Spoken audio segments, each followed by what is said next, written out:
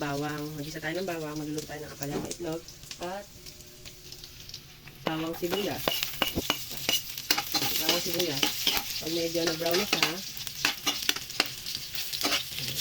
lagyan na ako muna natin ang mabangong amoy ng ginisa.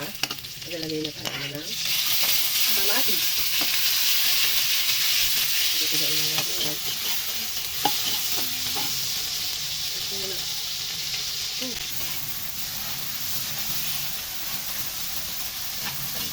Lagay na natin sunod ang ampalaya.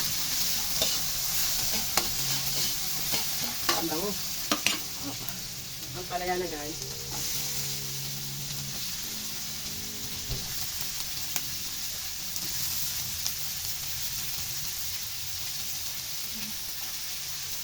Bigyan lang natin ng pampalasang asin at asin para hindi sa maalat. Ay, hindi sa makait. At paninta.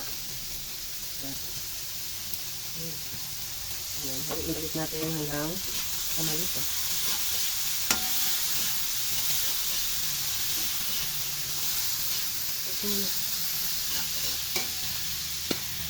Lagyan lang natin ng isang basong tubig para maluto.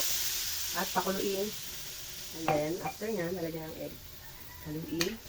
Antayin natin kumulo ang ampalaya. Okay. Takpan natin guys, mga 5 minutes, 3 to 5 minutes. Pag kumulo, pwede na natin ilagay yung egg.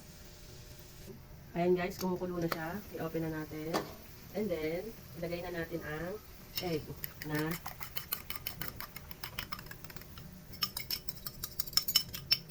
ayan guys. And then, haluin natin ang lagyan natin siya ng secret ingredients. At hindi na siya secret, ang magic sarap. Ayan guys, lagyan natin ang magic sarap, pangpalasa at pangpasarap. At hayaan lang natin siyang kumain. Mamaya-maya ay luto na yan. Ating ampalayang may itlog. Ready to serve na. Ayan guys, luto na yan. Ready for tikim na yan guys.